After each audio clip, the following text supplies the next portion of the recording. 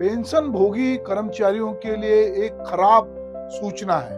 ये सूचना ये है कि भारत सरकार 31 दिसंबर 2025 के पहले जो लोग सेवानिवृत्त कर्मचारी हैं उनको 8वें वेतन आयोग का लाभ नहीं मिलेगा, उससे वंचित करने की सरकार जो है ने एक सर्कुलर जारी किया है, जो कि सुप्रीम कोर्ट के निर्देशों के एकदम खिलाफ है।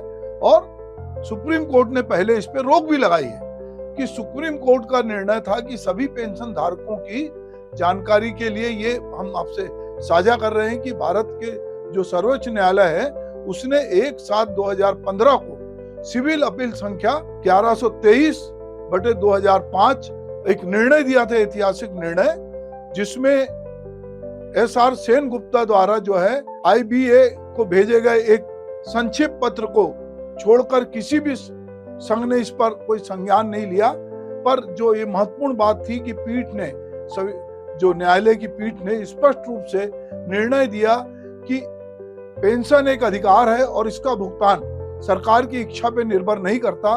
पेंशन नियमों द्वारा शासित होती है और उन नियमों के अंतर्गत आने वाला सरकारी सेवक पेंशन का दावा करने का हकदार होता है। निर्णय में यह स्वीकार किया गया है कि पेंशन का पुनरीक्षण और वेतनमानों का पुनरीक्षण अविभाज्य है। पीठ ने दोहराया है कि पुनरीक्षण के बाद मूल पेंशन यानी बेसिक पेंशन किसी भी स्थिति में संशोधित वेतनमान में न्यूनतम पे बैंड की 50% से कम नहीं हो सकती। सरकार वित्तीय बोझ का बहाना करके पेंशन धारकों को जो वैध बकाया है उसको नकार नहीं सकती। सरकार को अनावश्यक मुकदमों से बचना चाहिए और केवल मुकदमेबाजी के लिए इस तरह के निर्णय नहीं लेना चाहिए।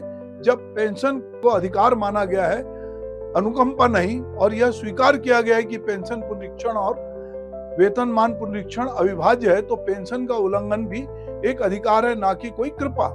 तो इस तरह के जो निर्णय सुप्रीम कोर्ट ने दिए, उसके बावजूद अब ये सुनने में आ रहा है कि जो 8वां वेतन आयोग आएगा उसमें सरकार जो है 31 दिसंबर 2025 के बाद जो लोग रिटायर होंगे उनको 8वें वेतनमान में जो पेंशन का लाभ उस तरह से नहीं मिलेगा।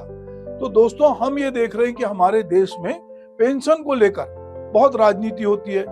ओल्ड पेंशन स्कीम थी, फिर न्यू पेंशन स्कीम आई, उसका कर्मचारियों ने जगह जगह विरोध किया, तो फिर वो पुरानी पेंशन योजना लागू की गई, फिर सरकार नई पेंशन योजना लेके आई। तो कहीं ना कहीं सरकार की नजर सरकारी कर्मचारियों को जो उनके ही पैसे होते हैं, जो उनको पेंशन मिलती है, उनको PF मिलता है, उस पर नजर होती है, क्योंकि ये बड़ी राशि होती है। तो जो लोग इस बात को समझते हैं, जो कर्मचारी संगठन है, जो जागरूक कर्मचारी हैं, वो इसको समझें कि ये आपका राइट है, जिस पर कि सरकार कहीं ना कहीं क्रूरता दिखा रही है। तो आप अपना विरोध दर्ज करें और सब जगह इस बात को प्रचारित करें कि पेंशन हमारा अधिकार है और इसका भुगतान सरकार की इच्छा पे निर्भर नहीं करता।